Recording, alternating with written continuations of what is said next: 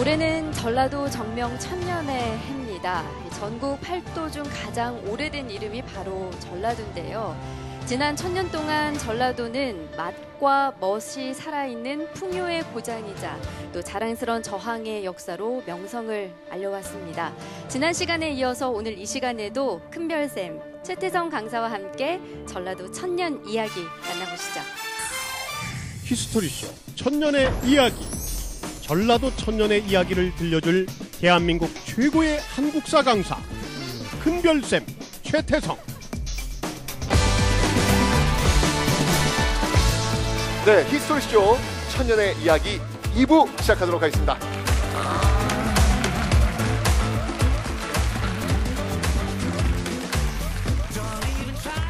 네, 저번 시간까지는요, 전라도라는 이름이 만들어지기 이전의 역사를 우리가 한번 훑어봤습니다. 자, 이제는 본격적으로 전라도라는 이름이 만들어지게 되는 그 출발점부터 한번 가보도록 하겠습니다. 언제 이 전라도라는 이름이 만들어졌냐면요, 바로 고려 1018년 현종 때 그때 전주와 나주 그 주요 도시를 묶어서 전라도라는 이름을 세우게 됩니다. 이 고려 시대 하면요, 여러분들 딱 떠오르는 문화유산 뭐가 있을까요? 고려 하면 딱 떠오르는 거 뭐가 있을까요? 그렇죠, 고려하면 청자잖아요, 그죠? 근데 여러분들, 고려 청자, 정말 비색 중에 비색이라고 하는, 어느 도자기도 이 비색을 따라올 수 없다라는 칭찬을 받는 이 청자의 주요 산지가 바로 전라도입니다. 전라도입니다. 우리나라 국보의 거의 80%를 바로 이 전라도에서 만든 청자가 차지하고 있습니다. 대부분의 이 고려 청자는 하여튼 이 전라도 지역에서 만들었다라고 보시면 돼요. 늘 얘기하지만 흙이 좋잖아요. 흙이 좋잖아요. 예. 그 좋은 흙을 가지고 멋진 도자기를 만들어낸 것이죠. 자, 이 전통은요, 여러분들 그 백제의 어떤 전통과 저는 연결된다라고 생각이 듭니다. 이 지역에서 만들어낸 어떤 그 문화유산들의 특징, 백제의 문화유산이 굉장히 우아하고 섬세하다고 했지만 이 고려의 문화유산은요, 정말 귀족적이에요. 우리의 문화유산을 여러분들 그 소박하다, 담백하다라는 표현들을 꽤 쓰시지만 저는 그거는 일부일 뿐이고요, 정말 고려 청자는 화려합니다. 화려합니다. 우리 한번 전라도에서 만들었던 청자, 그 청자의 어떤 모습들을 한번 감상해 보도록 하겠습니다.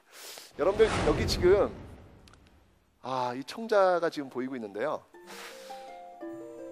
밑에 보이는 게 지금 연꽃입니다. 그죠? 연꽃으로 지금 쫙 이렇게 모아지고 있는 모습인데, 여기 위에 보시면 동자가 연꽃 봉우리 이렇게 안고 있는 그런 장면이죠. 더 재미있는 장면이 있네요. 저 위쪽으로 한번 손잡이 부분에 뭐가 보이나요? 손잡이 뭐 튀어나와 있는 거 있잖아요. 뭘까요? 맞습니다. 개구리입니다. 개구리예요. 자, 개구리가 어딘가를 바라보고 있네요. 제가 조금 더 확대해서 보여드릴까요? 짠! 개구리가 뭔가를 바라보고 있네요. 뭘 바라보고 있나요? 그렇죠, 먹잇감을 지금 바라보고 있습니다. 그 앞에 지금 지렁이가 꼬물락꼬물락 기어가고 있는 것을 이렇게 쳐다보고 있는 장면. 구멍이 뚫려 있죠. 개구리 그 구멍이 뚫려 있죠. 거기는 개구리의 입이에요. 그 위에 보면 빨간색 점이 하나 똑 찍혀 있죠. 그게 뭐냐면 눈이에요. 자, 그렇다면 여러분들은 이제 추측하실 수 있을 겁니다. 저 개구리의 입과 저 지렁이의 구멍 두 개를 끈으로 묶는 거예요. 이유를 아시겠죠? 뚜껑 분실을 막기 위해서. 그거를 어떻게 저렇게 조각을 통해서 저런 걸 만들까라는 생각이 들어요. 지렁이 먹잇감을 끈으로 묶어주는 거예요. 늘 언제든지 먹으라고 말이죠. 그죠? 볼수록 정말 이 고려청자의 그 정교함은 대단합니다. 근데 제가 정말로 좋아하는 고려청자가 하나 있어요. 저는 이것만 보면 정말 가슴이 뛰어요. 바로 여러분들은 좋아하실는지 모르겠지만 제가 제일 좋아하는 고려청자입니다. 바로 이겁니다.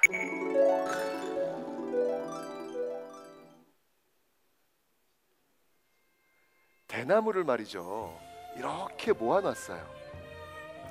맨 위에 주둥이를 한번 칼로 탁 잘라내면 그 대나무가 쫙 펴질 것 같은 그런 느낌이 들지 않으십니까? 저는 이 박물관에서 이 청자만 30분을 바라볼 수 있어요.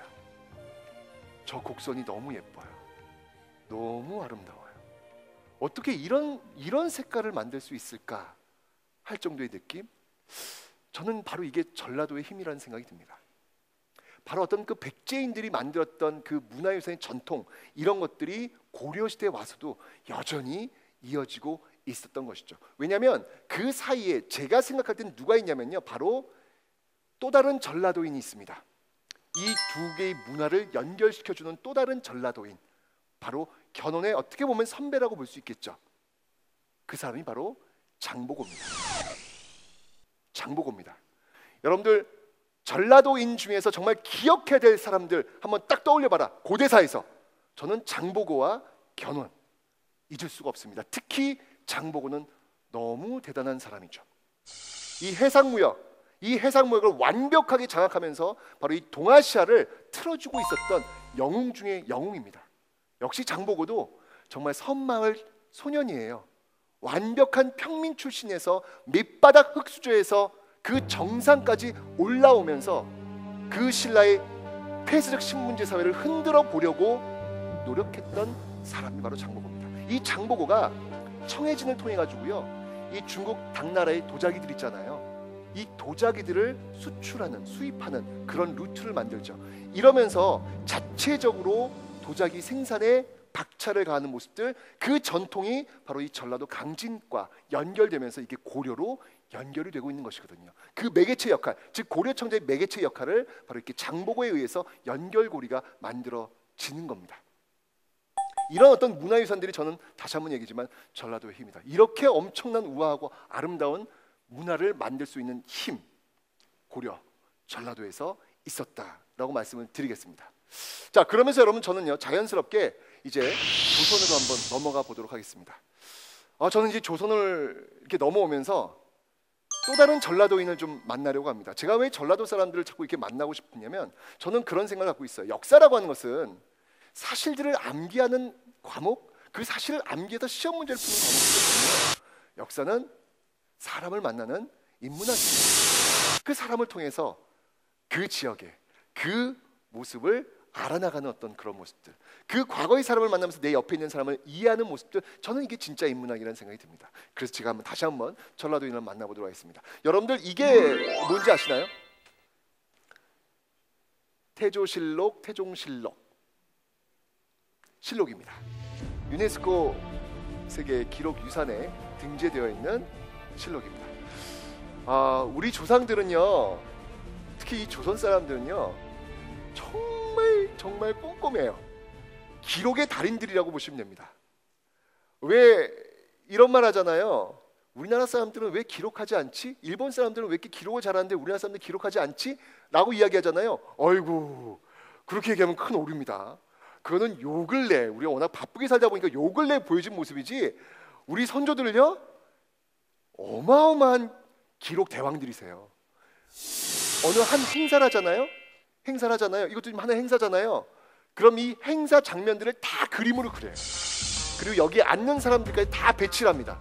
심지어는요, 이 행사에 필요한, 이 행사에 쓰였던 걸레의 개수마저 써놔요. 걸레의 개수만. 저는 그 의궤 보면서 이게 걸레야? 이 걸레도 써놓은 거야?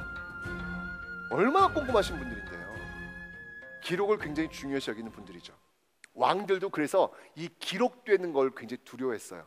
여러분들 조선시대 때 태종 이방원 아시죠? 이 태종 이방원이 굉장히 무인 기질이 뛰어난 그런 왕입니다. 말 타는 걸 굉장히 좋아하는 거죠. 그래서 말을 쫙 타다가 좀 이렇게 여러분들 왜 이렇게 차 이렇게 몰다가 주차 공간이 딱 들어오면 그 주차 공간에 한 번에 쫙 팍 뭐 이런 거 좀 보여주고 싶으신 분들 있잖아요. 그죠? 똑같아요. 태종도 그랬나 봐요. 말을 딱 타다가 그냥 갑자기 한번 쫙 한번 들이켜, 그러니까 막 아니에요.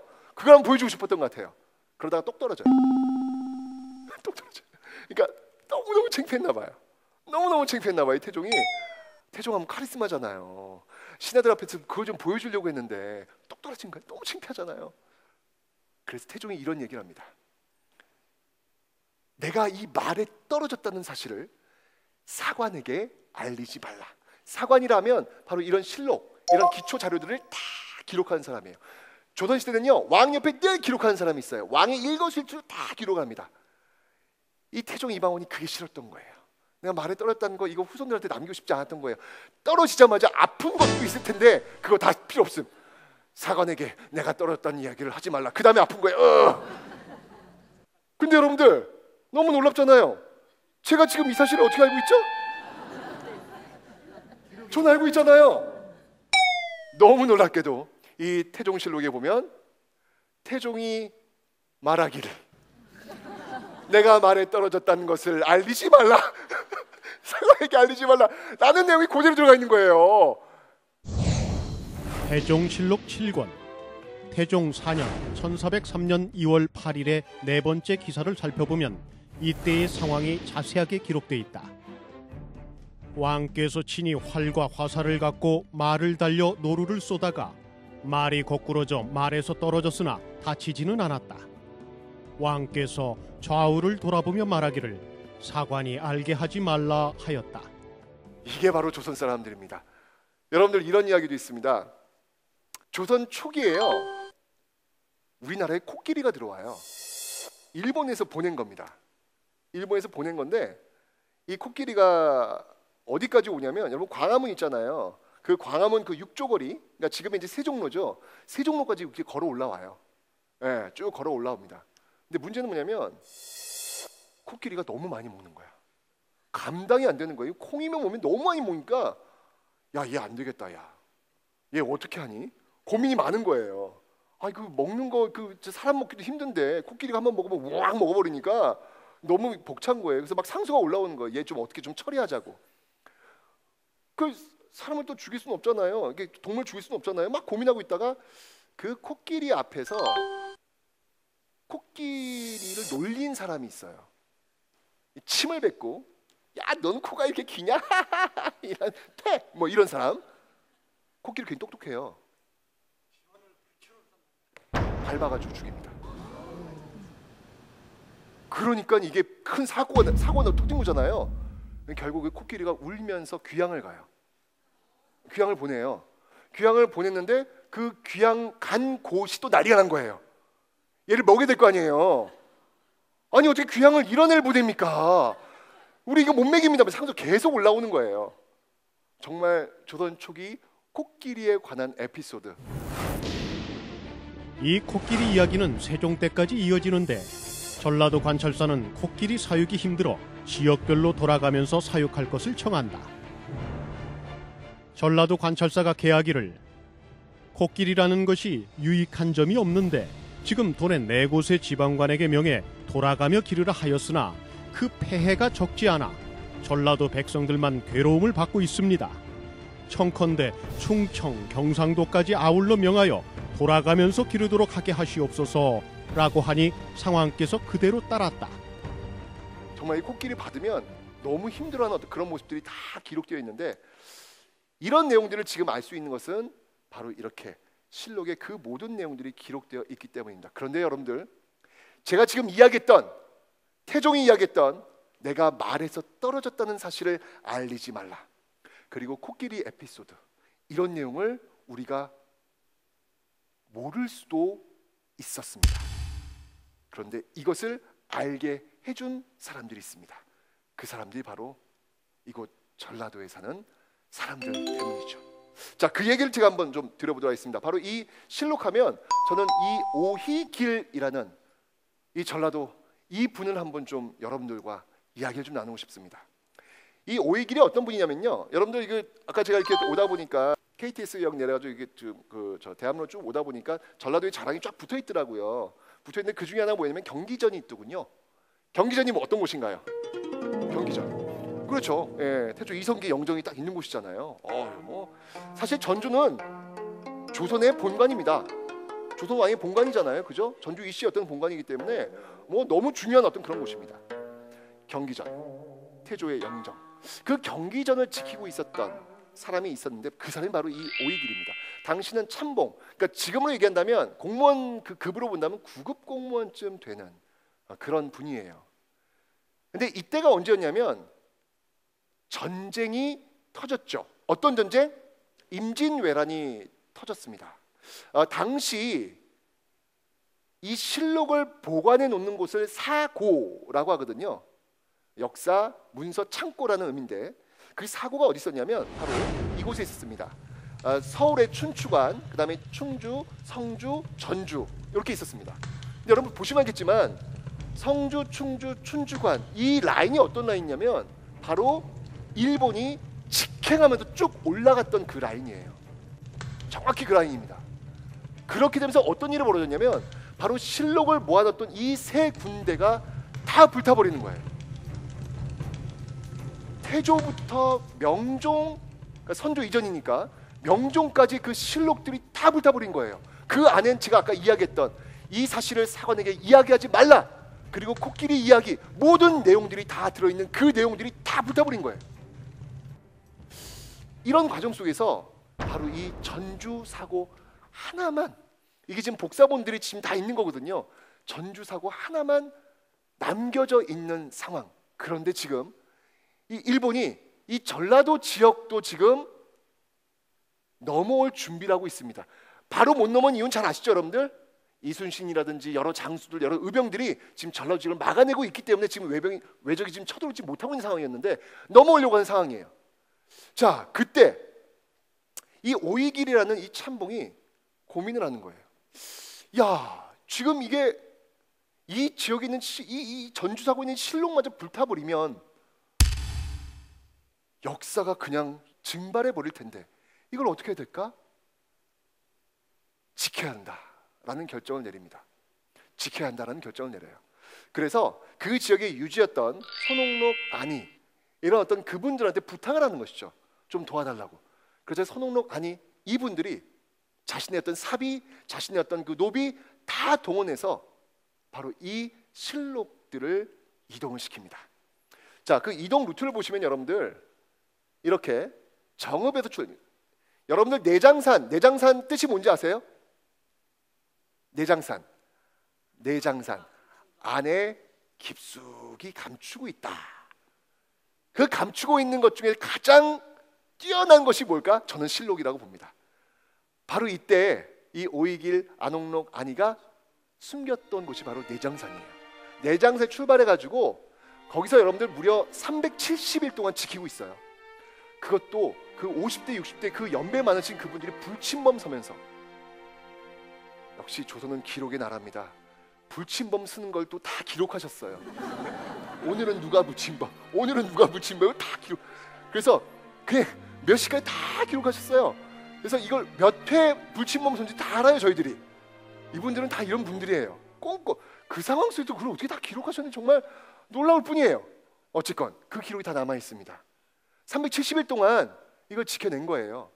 그리고 왜 여러분들 임진왜란 휴전기가 있잖아요. 정유재란 그 직전 그 휴전기에 또 이동을 하는 것이죠. 그래서 강화도를 거쳐가지고 그리고 묘향산까지 올라가는 정말 대장정의 길을 수행하신 분들이에요. 이분들 때문에 우리는 지금 태종이 이 사실을 사관들에게 알리지 말라, 그리고 코끼리 이야기 이런 것들을 지금도 우리는 이야기할 수 있는 것입니다. 이분들이 안 계셨으면 우리는 이 사실들을 도대체 알 수가 없는 것이죠. 조선왕조 실록 중에서 명종 때까지는 전혀 알 수 없는 역사 속으로 들어갈 수밖에 없는 상황이 벌어졌던 거예요. 근데 저는요, 여기서 이 오이길이라는 이 분을 전 다시 한번 주목하고 싶어요. 여러분들 이분요, 지금으로 본다면 거의 9급 공무원 중에서 정말 가장 직급이 낮은 그런 분일 수 있습니다. 전쟁 터졌어요. 제일 먼저 할 게 뭐예요? 도망가는 거 아닌가요? 도망가는 거? 아니 지금 외적이 쳐들어와서 죽을지도 모르는데 지금 이 걱정을 하고 있다? 좀 독특하신 분 아닌가요? 저는 그러면서 참 제가 지금 아까 이야기했던 전라도가 나왔던 많은 사람들, 장보고 견훤한 이야기도 있지만 바로 이런 그 오이길 같은 이런 분들도 저는 기억해줬으면 좋겠다는 생각이 드는 거예요. 물론 우리는 오이길보다는 손홍록이나 안희와 같이 좀 양반급에 속하는 그런 사람들을 많이 알고는 있지만 저는 이런 분들이야말로 이분이 먼저 출발한 거거든요. 지켜내야 된다라고 해서 SOS를 먼저 치신 분이거든요. 이거 그냥 묻어둘 수도 있는 부분이었어요. 그냥 무시하면 돼요. 그러니까 난 내빼면 되는 거예요. 그런데 그건 아니라고 판단했던 것이죠. 우리 청춘들 중에 요즘 공무원 시험에 도전하는 분들이 너무나도 많이 있습니다. 왜 우리 청춘들은 이렇게 공무원 시험에 목을 메고 있는 것일까요? 안정적 직종, 솔직히 이거 아니겠습니까? 이거 굉장히 중요한 부분이니까요. 이게 나쁘다는 게 아니잖아요. 그런데 저는 그 공무원이 되어도 어떤 공무원이 될지는 고민해 보셨으면 좋겠어요. 그냥 안정적 직종 때문에 내가 공무원이 된다, 내 꿈은 공무원이다, 이렇게 생각하진 않으셨으면 좋겠어요. 이 땅에 살고 있는 많은 청춘들의 꿈을 물어보면요, 이렇게 얘기합니다. 제 꿈은요 공무원입니다. 제 꿈은요 의사입니다. 제 꿈은 CEO입니다. 변호사입니다. 교사입니다. 이렇게 이야기를 합니다.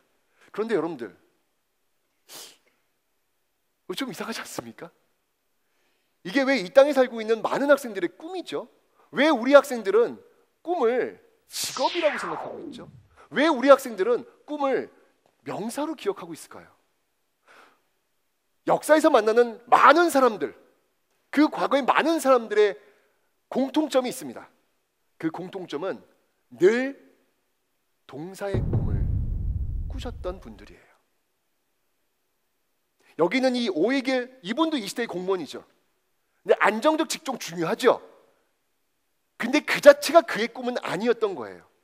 경기전을 지키고 실록을 지키는 나의 역할로서 내가 이것을 지킬 의무는 너무 당연한 거였거든요.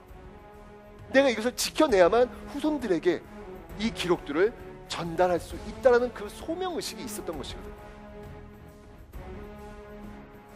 저는 바로 이 오이길 같은 이 전라도 이 분들을 저는 많이들 기억해 줬으면 좋겠다.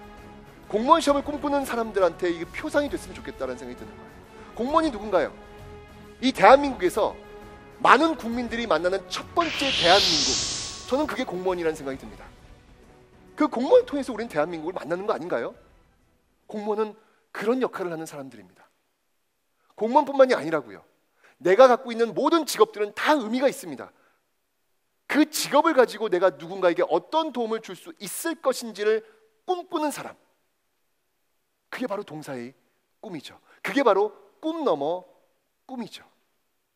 제가 지금 여러분께 소개시켜드리는 이 전라도인 오이길이 바로 그 동사의 꿈, 그 꿈 넘어 꿈을 꾸었던 정말 멋진 하나의 롤 모델로서 여러분과 좀 이야기를 나누고 싶었습니다. 기록을 지켜냈던 오이길이었습니다.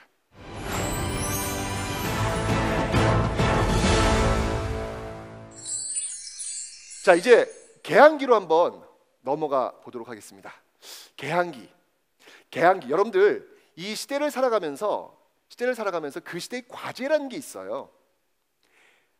개항기의 과제가 있고요, 일제 강점기의 과제가 있고요, 현대사의 과제가 있습니다. 거꾸로 얘기해서 우리 광복 이후의 과제가 있다면 그것은 바로 독재와 가난으로부터의 해방이라는 그 시대의 과제가 있었어요.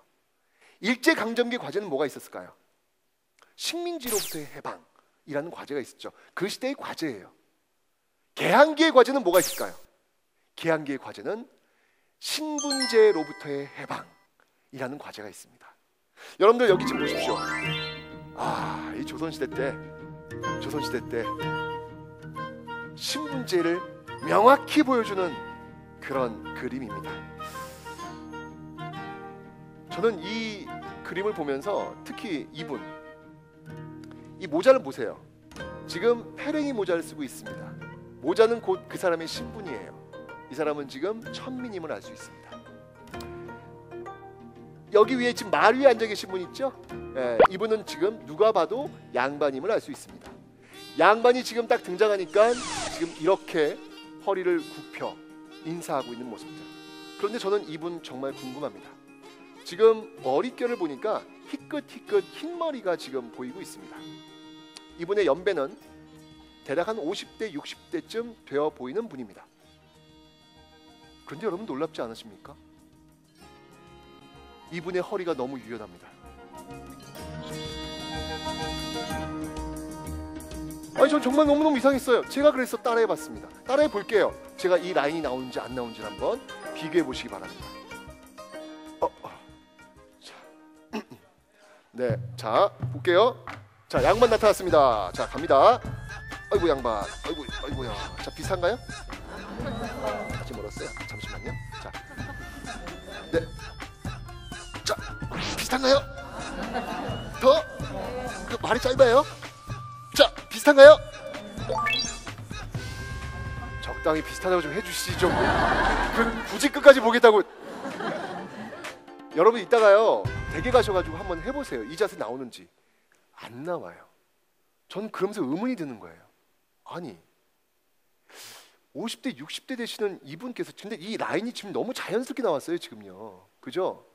어떻게 이렇게 자연스러운 어떤 그 라인을 만들어낼 수 있을까 고민하다가 전 답을 찾았어요.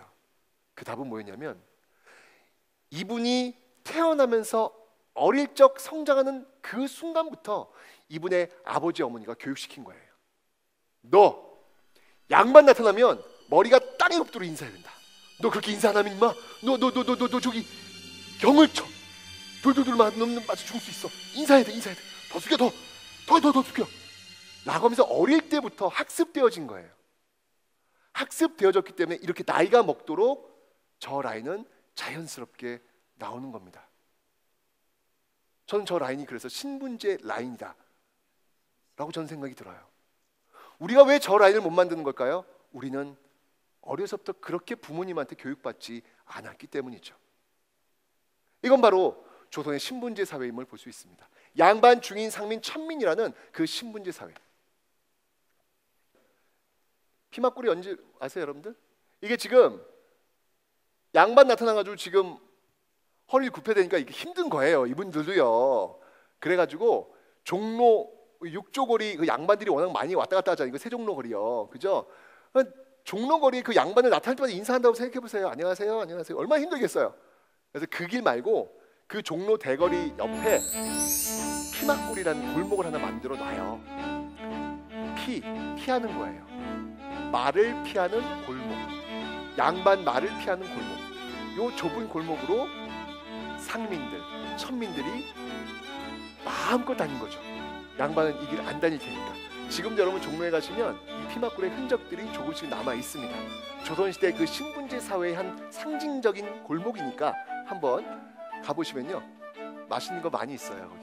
예, 먹자골목 굉장히 잘 돼 있으니까 한번 가서 보세요. 여전히 서민들이 많이 애용하는 그런 골목이기도 합니다. 그런데 여러분들 이 신분제 사회를 깨고자 하는 그런 시도가 드디어 나타납니다. 바로 이런 어떤 신문제 어떤 그 상징적인 것들을 깨고자 노력하죠. 이게 뭔가요? 맞습니다. 바로 동학농민운동, 동학농민혁명, 동학농민운동에 대한 이야기가 되겠습니다. 여러분들 이 동학농민운동은요 굉장히 중요한 전라도의 역사에서 굉장히 중요한 한 부분을 차지할 수밖에 없습니다. 너무너무 중요한 그런 부분들이 될 겁니다. 이 동학농민운동을 이끌었던 대표적인 인물들이 있다면 누가 있을까요? 전봉준 또 한 사람이 있는데 이 사람 누군지 아세요? 네, 바로 김계남. 전봉준과 김계남이 이끌고 있었던 조직이 남접이라는 조직이에요. 동학에는요 포접제라는 조직이 있어요. 여기 교회 다니시는 분들 계시면 왜 신방 조직 이렇게 짜잖아요, 그죠? 예, 요 집들 이렇게 묶어가지고 똑같아요. 그런 종교 조직이 포접제인데 남접, 북접 이런 식으로 지금 조직화되어 있습니다. 바로 이 전봉준과 김계남의 남접의 중심지가 어디였냐면 바로 전주예요. 바로 전주입니다. 그래서 이 전주는 동학농민운동과 뗄래야 뗄 수 없는 그런 운명적 연결고리가 있는 곳이 바로 이곳 전주가 될 겁니다. 이 동학농민운동이 일어났던 계기는 그 고부 군수구 조병갑의 학정에서부터 출발하게 되죠. 옛날에 그 농사를 지을 때 여러분 저수지가 너무 중요하잖아요, 그죠? 근데 그 저수지를 만들고 사용하면 세금을 내야 돼요. 저수지 사용료를 내야 돼요. 농민들이 그 고부군에 있는 농민들이 농사 잘 짓고 있었어요. 저수지 이용해가지고 세금도 내고. 그런데 그 고부군수 조병갑이 세금을 더 걷고 싶었던 거예요. 그래서 저수지를 하나 더 만듭니다. 그게 바로 만석보라는 거예요. 그 만석보는 그럼 누가 만들까요? 그 지역 농민들이 만들겠죠. 근데 그 지역 농민들 너무 황당한 거야. 내가 이걸 만들면 필요도 없는 건데 애써 만들면 그 다음부터 뭐가 부과되는 거예요? 세금이 부과되는 거예요. 얼마나 황당한 거예요.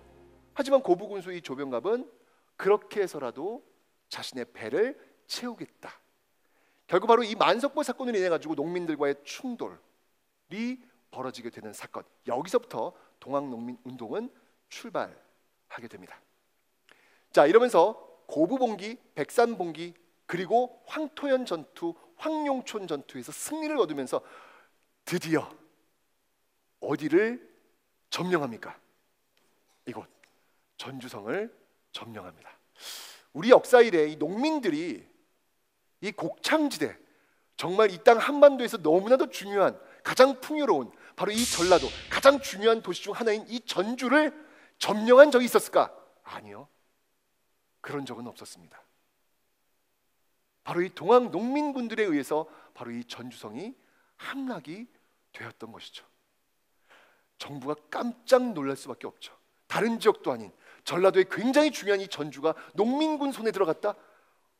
엄청난 사건이 벌어진 거예요.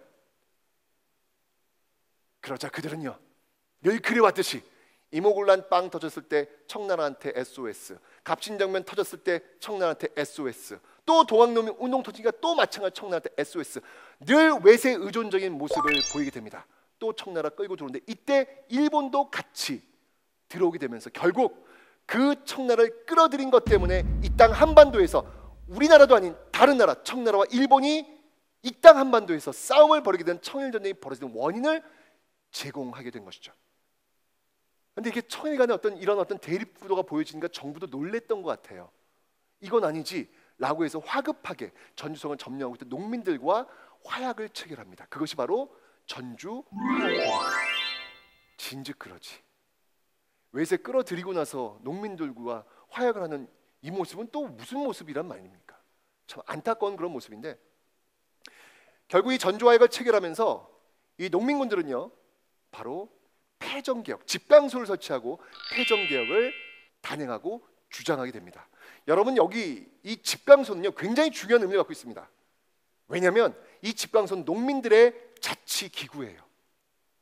우리 역사에서 농민들이 자치기구를 만들고 바로 거기서 개혁을 이끌었던 적이 있었을까요?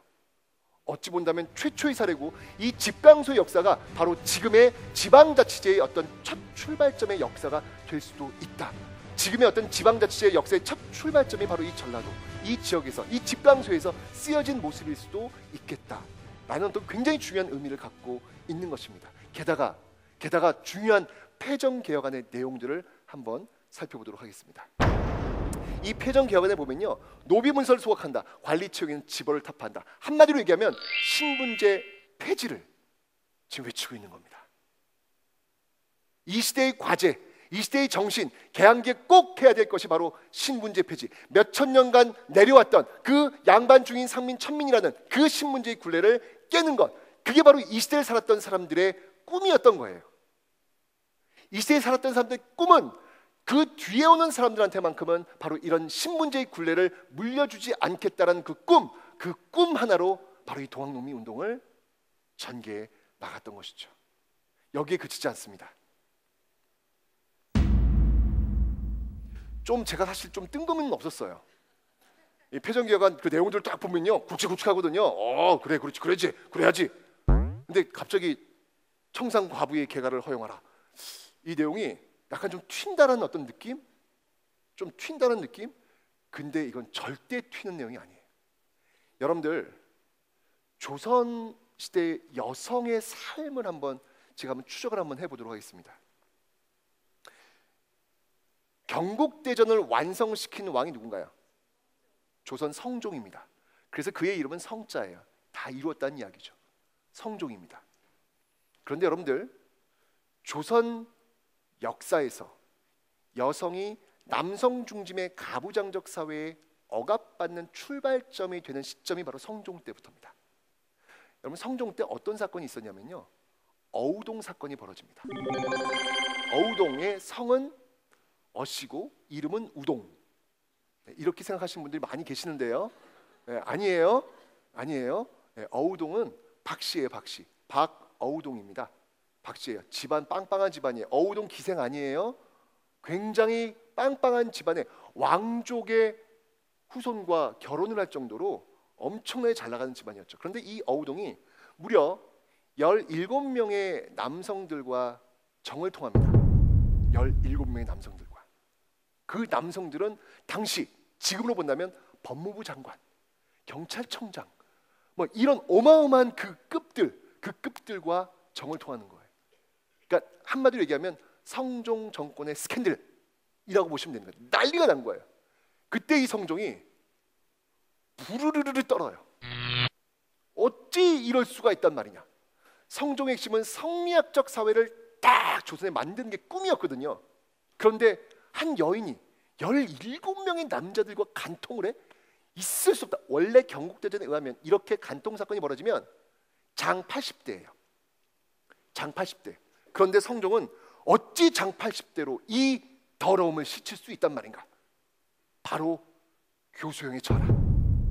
경국대전을 만든 사람, 완성시킨 사람이 성종인데 성종 스스로 그 법을 지금 어기고 있는 거예요. 어길 정도로 아주 강력한 본보기를 좀 보여주겠다라고 다짐했던 게 바로 성종입니다. 결국 어우동은 교수형에 처하게 되죠.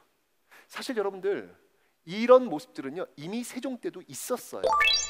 그때 그 주인공은 유감동. 유감동은요 무려 30명이 넘는 남성들과 간통을 하게 됩니다. 근데 이때 세종의 반응은 달랐어요. 이때 세종은 그 사건이 딱 들어오니까 세종이 이렇게 얘기를 해요. 이거 남녀간의 문제, 가정의 문제인데 이걸 왜 조정해서 얘기를 해야 되는 건데? 이거 적당히 그냥 처리해서 그냥 쳐버려라 라고 이야기를 했거든요. 그런데 성종은 그러지 않았던 것이죠. 성종은 이거는 성리학적 유교 윤리를 명확히 세워야 될 그 본보기가 되어야 된다. 그만큼 다른 거예요. 세종의 시대와 성종의 시대 달라진 거예요. 이 성종 때 그의 어머니 인수대비가 만들었던 내훈이라는 책자가 있습니다. 이 내훈이야말로 조선 여성들이 시집 갈 때 그 꽃가마에 꼭 안고 갔던 책입니다. 반드시 달달달달달달 외웠던 그런 책이죠.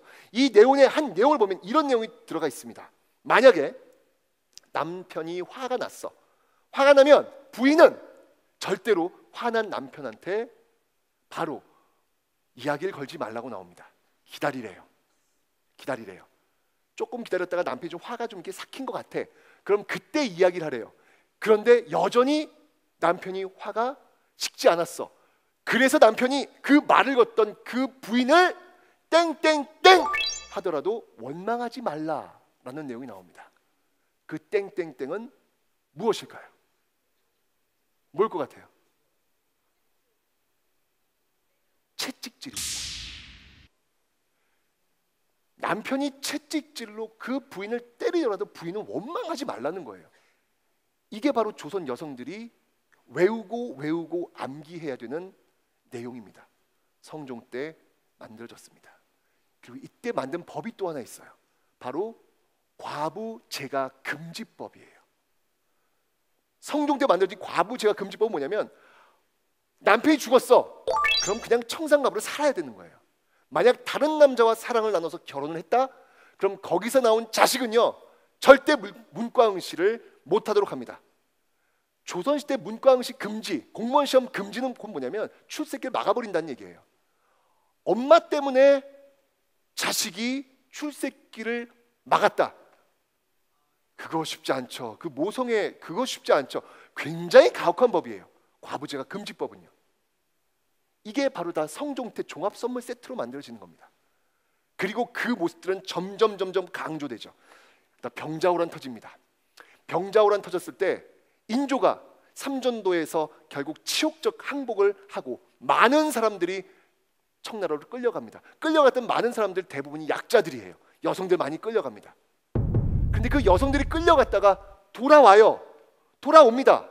돌아왔을 때 조정에 빗발치듯 상소가 올라옵니다. 상소의 내용이 무엇인지 아십니까? 바로 남편들이 이혼해달라고, 청나라에 돌아왔던 그 부인과 이혼하게 해달라는 상소문이 빗발치듯 올라오는 거예요. 그때 그 상소를 읽었던 사관이 기록하고 있습니다. 뭐라고 기록하는지 아십니까? 실록이 이렇게 왜 끌려갔던 여성들은 그곳에서 죽지 않았는가? 왜 정절을 잃고 이곳에 와서 한 가정을 이루려고 한단 말인가? 정절을 잃었는지 안 잃었는지도 몰라요. 그냥 끌려갔다는 것만으로도 정절을 잃었을 것이라고 추측하는 거예요. 이 남편들의 상소는 지당하다 라고 쓰고 있는 것이죠. 이게 여러분들 조선 500년 동안 여성들이 가져야 되는 굴레였습니다. 조선의 여성들은요, 그 몇백 년 동안 딸로 사는 법, 어머니로 사는 법, 여성으로 사는 법은 배웠지만 내 자신이 어떻게 살아야 되는지에 대해서는 전혀 교육받지 못했던 시대. 그 시대가 바로 조선 몇백 년의 역사였습니다. 그런데 거기에 반기를 처음 들고 나온 거예요. 그 성종 때 만들었던 그 과부제가 금지법, 이거 때려치우라는 거예요. 조선 몇백 년 동안 여성의 그 억압적 굴레를 때려치우라는 거예요. 이제 그만하라는 거예요. 여성 운동의 첫 장을 바로 이 동학농민운동에서도 보여주고 있는 것입니다. 바로 이곳 전라도에서 신문제 폐지, 그리고 여성 해방이라는 그 깃발이 처음으로 올라오게 되는 역사적 순간이 된 것이죠. 이런 패전개혁안을 주장했던 사람들, 그 사람들이 일본이 경복궁을 점령하자 다시 일어납니다.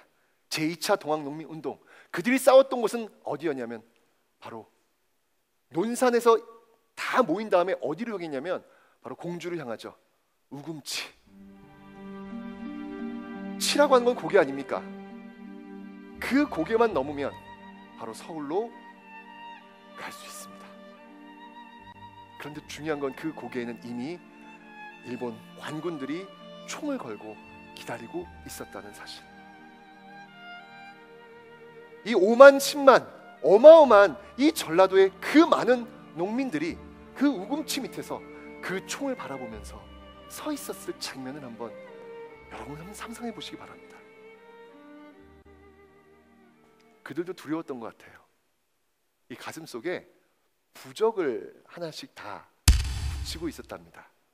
그 부적을 붙이면 바로 저 우금치, 저 고개에서 내리 쏟는 그 총알을 피할 수 있다는 부적.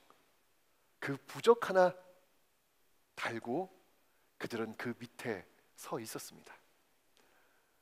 진짜 그 부적은 총알을 피할 수 있도록 해줄까요?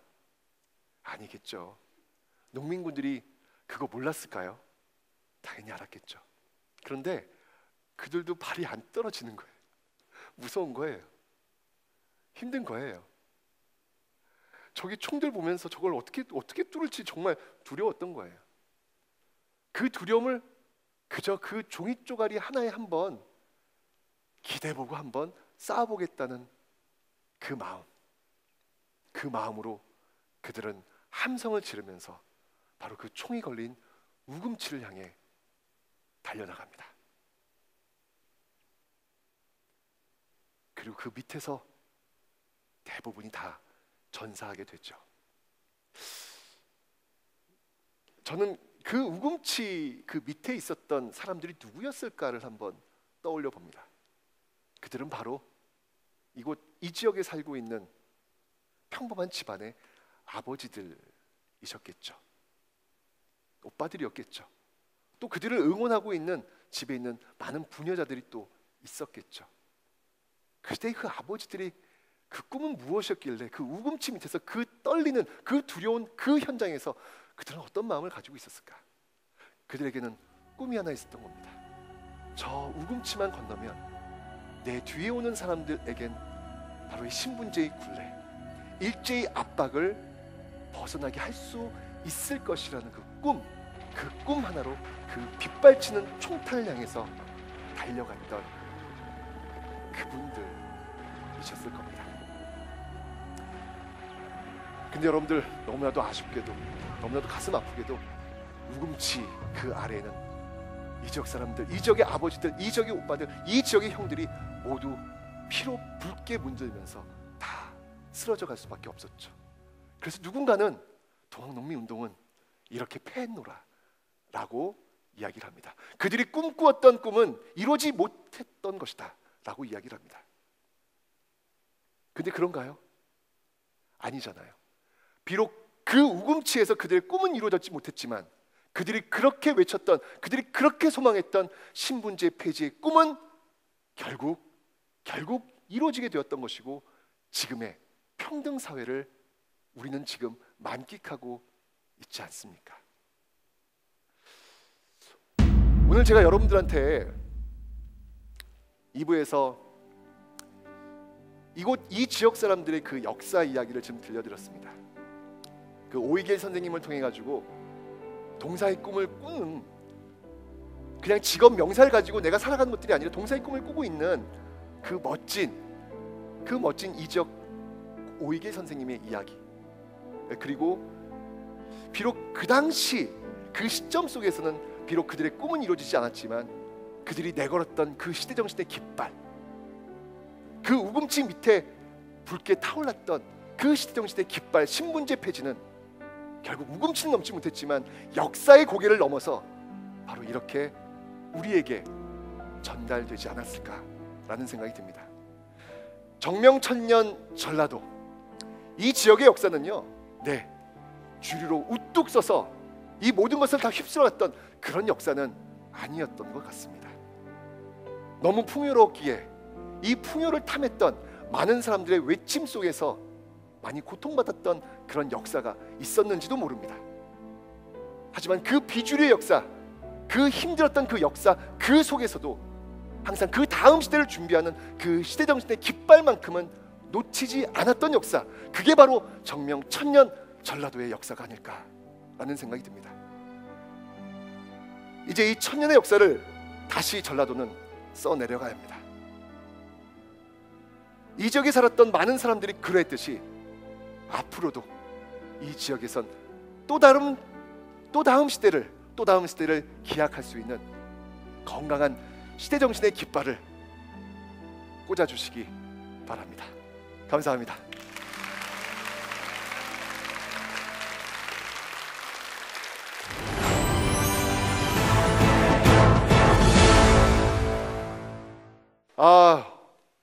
정말 이렇게 얘기를 하다 보니까 저도 막 그냥 가슴이 뜨거워지는 그런 생각이 드네요. 좋습니다. 오늘 이렇게 강연을 들으셨는데요, 제가 이제 얘기하지 않고 여러분들의 이야기를 한번 좀 들어보고자 합니다. 강의에 대한 어떤 소감도 좋으시고요, 또는 여러분들이 생각하는 여러분들의 땅, 여러분들의 전라도는 여러분들한테 또 어떤 의미가 있는 것인지 자유롭게 한번 여러분들의 이야기를 한번 들어보고자 합니다. 저기 마이크 좀 부탁드릴게요. 네, 여기 바로 옆입니다. 수업을 받으면서 이게 감동받기는 쉽지 않은데, 정말 천년의 이야기라고 한 게 그 이야기를 듣고 감동도 받고 그런 시간이었어요. 그래서 감사합니다.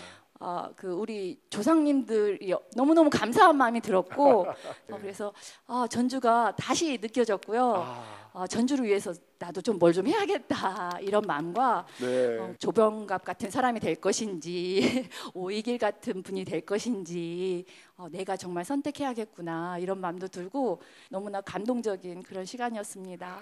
감사합니다. 와, 제 강의는 외람되지만 이미 성공했습니다. 네, 진짜 이 중에 계신 많은 분들 중에서 딱 한 분이라도 이런 생각을 이 자리에서 한번 같이 공유했으면 참 좋겠다라는 마음으로 저는 이곳에 왔거든요. 근데 그 이야기를 지금 해주시니까 저는 이미 성공했네요. 너무 감사합니다. 네. 자, 이번에는요. 너무 간절하게 막 손을 흔들고 계세요. 좋아요. 자, 저쪽에. 안녕하세요. 저는 전북대학교 사회복지학과 재학 중인 2학년 박예진입니다. 만나서 반갑습니다. 네. 저는 들으면서 2년 전에 수험생인 저한테 좀 미안했던 게 있는데 그 당시에 저에게 역사는 그냥 맞춰야만 하는 내신이고 대학교에서도 한국사를 그렇게 중요하게 보지 않아가지고 대충 넘어가야 하는 교과서일 뿐이었는데요. 네. 오늘 이 강의를 통해서 그 많은 책 중에서도 많은 분들의 존경심을 알 수 있고 내가 배울 수 있는 교훈을 놓친 것 같아가지고 그 중요한 시기에 꿈을 내가 꾸어야 하는 시기에 놓친 게 제일 아쉬운 것 같고요. 그래도 오이길 선생님 말씀해주신 것처럼 저도 이 시기가 늦은 게 아니라 앞으로도 좀 더 성장할 수 있는 꿈을 꿀 수 있다는 것 같아서 좋은 교훈을 얻은 것 같습니다. 감사합니다. 아니 이거 마치 대본 짠 것 같아. 우리 대본 없어. 근데 와 너무너무 좋은 말씀해 주셔서 감사하고요. 지금 사회복지과라고 하셨잖아요. 네, 아마 저 뒤쪽에 아마 날개 있으실 거예요. 그죠? 감사합니다. 네, 앞으로도 계속 그쪽으로 나가실 생각이신가요? 네. 정말 그 과야말로 많은 사람들을 좀 행복하게 만들어 주셔서 감사하겠습니다. 네, 감사합니다. 감사합니다. 네, 감사합니다. 자, 이제 한 분. 자, 이제 한 분밖에 안 남았어요. 가장 간절해 보이시는 분한테 제가 어디요? 초등학생 있다고요? 초등학생을 지금 하시라고 지금 어디? 마지막으로 그러면 우리 초등학생한테 여기. 자, 몇 학년이에요? 어디 학교? 저 6학년 북일초등학교에서 온 강미르라고 합니다. 미르. 오, 좋아요. 네. 그 평소에 인터넷 강의 같은 거 들으면 역사를 많이 듣는데 죄송해요. 6학년이라고 했어요? 네. 그 말씀하시는 게 마치 대학생처럼 말씀하셔가지고. 알겠습니다. 네, 계속 하시죠. 선생님이 나오는 강의를 많이 들은 적이 있는데 그때도 설명을 잘 해주시고 해서 실제로 한번 만나보고 싶었는데 진짜 만나서 너무 좋고 설명 잘 해주셔서 감사합니다. 내가 몸둘 바를 모르겠어. 자, 미르군은 고향이 어디예요? 저 전주요. 전주. 서울 출신 저한테 전주 자랑 좀 한번 해주세요. 전주는 일단 예전에 약간 조선시대 같이 그런 때 있던 한옥이나 그런 게 잘 보존되어 있고요. 한옥 같은 거. 그 다음에 맛있는 음식도 많이 있고요. 어허. 그 다음에 둘러볼 것도 많이 있어요. 알겠습니다. 큰 박수 주세요. 오늘 제가 여러분들과 이 시간을 가지면서 저도 참 이렇게 가슴이 뜨거워지는 강연하다 보면 서로 간에 어떤 그 공감대가 형성되면서 저도 이렇게 뜨거워지는 그런 순간들이 있는데 제가 그걸 오늘 경험한 것 같아서 너무 좋은 시간이 아니었는가라는 생각이 듭니다. 정명천년, 이 뭐 많은 도중에서 가장 먼저 천년이라는 그 시간의 어떤 타이틀을 갖게 된 곳이 바로 이 전라도잖아요, 그죠? 항상 우리 시대가 가야 될 그 시대 정신을 늘 먼저 밝히면서 앞서갈 수 있는 그런 지역이 되기를 바랍니다. 감사했습니다.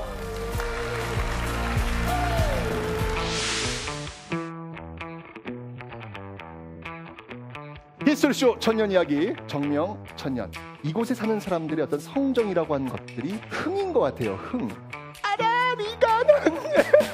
그러니까 이 백제의 어떤 역사들이 많이 왜곡 축소된 전라도를 대표할 수 있는 그런 인물이 저는 장보고라는 생각이 들거든요.